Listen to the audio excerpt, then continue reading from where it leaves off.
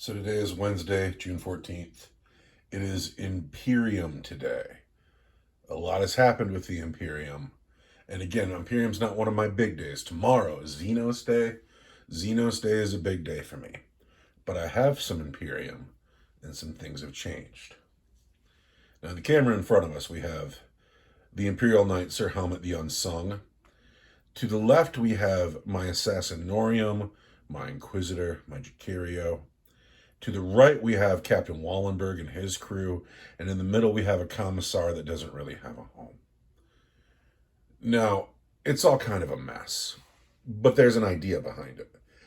I had spent a great deal of time expecting the Inquisitor, the Assassinorium, and the Knight to be half of my Inquisition force.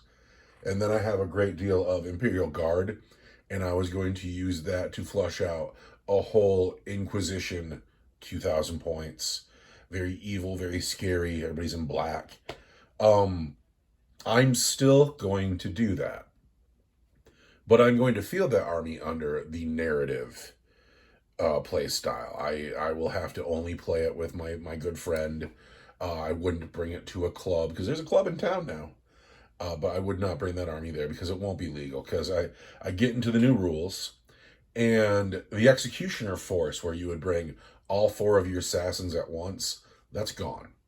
And what the rules say is you can bring one assassin if your game is this size, and two if it's that size, and their HQs now. And I'm sure that's, fine. I think that's all more geared towards the competitive players, but that's not me. I'm not the competitive player. I'm the narrative player. So I'm just going to go ahead and keep building that army as it is. However, in Sir Helmet's new rules, as long as my army is an Imperium army, he can show up in it. And he won't get any of the fancy gubbins that comes with being a full Knights detachment, but he could totally roll with my Space Marines if he wants to. The Inquisitor, the Space Monkey, and then the Space Monkey too. He is now under the Inquisitorial Henchman data slate, and he's like restricted to a squad, and that squad has to have a minimum of 4 acolytes, and that's not hard. That's not hard at all, but I don't care for it. And then he gives everybody like a re-roll, and he's only got 1 weapon profile now, and it's strength 6, 2 damage. Not thrilled with it, but I do intend to keep going forward with that, with the Knight, the Assassinorium, the Inquisitor, and build that up to 2,000 points with some guard, and only ever play it narratively. That's what this commissar is doing here. He just gets to be on the table because he's done, but he will go with that guard detachment. He was painted by my friend the Farseer, who did a good job. Now, if we go to the right of the table, we have Captain Wallenberg and his crew. Those models there, the majority of them are GW models. 2 of them are not. Those are my favorite models. I love them. And for a while, White Dwarf had an article that upgraded the rules for the rogue traders. And Captain Wallenberg got those rules, and he had the twin negotiator pistols, and his sword represented the bladed limb. He used the rules for that one weird model with the knife leg.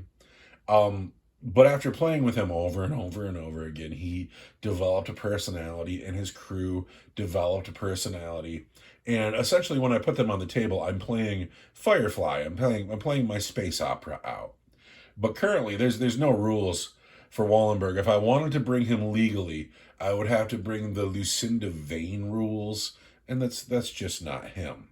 And then I'm sure maybe I could find some rules for the other guys, like the big robot in the back. Well, he's an Ogren, and the navigator, he's a Primaris Psychic. I could do that to get them on the table, but of course that's all narrative gaming. It's all slapped together, and it's not great. It's not ideal. But what's ended up happening to me, because I love those models so much and I want to play with them, is it's actually driven me to start looking at different game systems. The majority of the community, or not the majority of the community, but there is a large community that has sprung up around one-page rules. I haven't gotten into one-page rules, and I think that if you are a 3D printing enthusiast, I don't see why you wouldn't. be involved in one-page rules, but I'm not a 3D printing enthusiast. And so I've gone a different direction. There's a game system that I'm currently learning to love called War Surge. And we're going to bring the captain and his crew into that system. And it's a, miniature agnostic game with a list building component to it. And so we're going to put them in that engine, and then we still get to play them, but we still get to be in the 41st millennium because, just because we're not doing Games Workshop system doesn't mean that I'm in a different universe all of a sudden. And I'm looking forward to that. I am. We played our first game of that. Well, not our first game of it, but our first kind of real game-ish game of it today. We are trying really hard to go into it slow, and we're experimenting with the rules for a little bit. I don't think we're actually going to do like a full-on like battle in the War Surge system for a while yet. But we're kicking around some ideas. We're playing some goofy games at the moment, and we'll bring that to the channel eventually.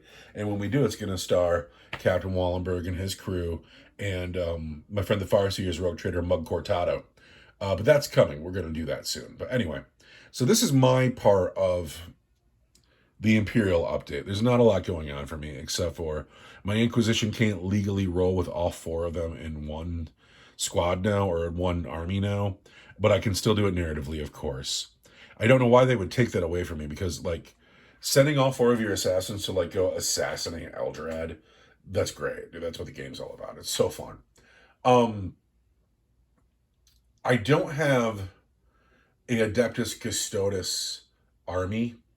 And so I really don't have any business like talking about them, but I do face the Custodes at least once a month.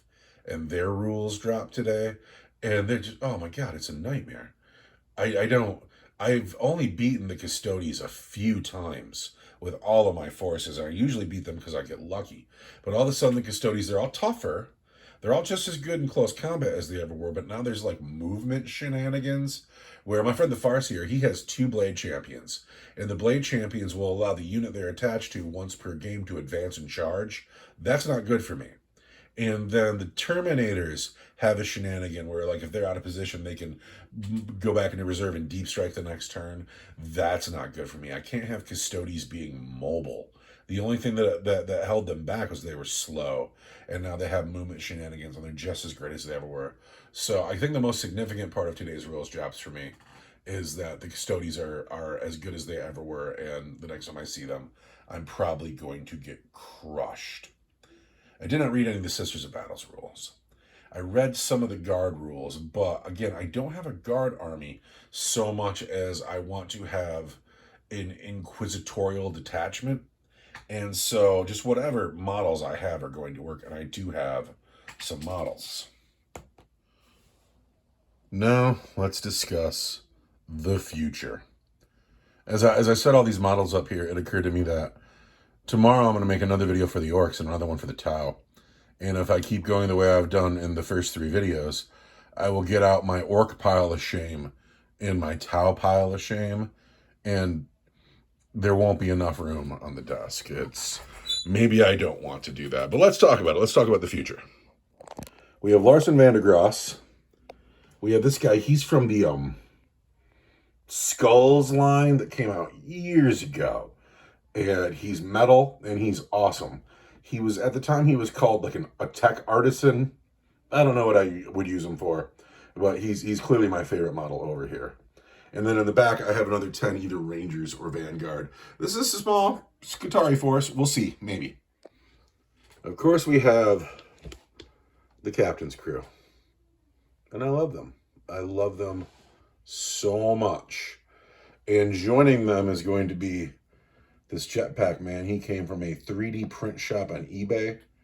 And she is Iona Starkiller from Hassle-Free Miniatures.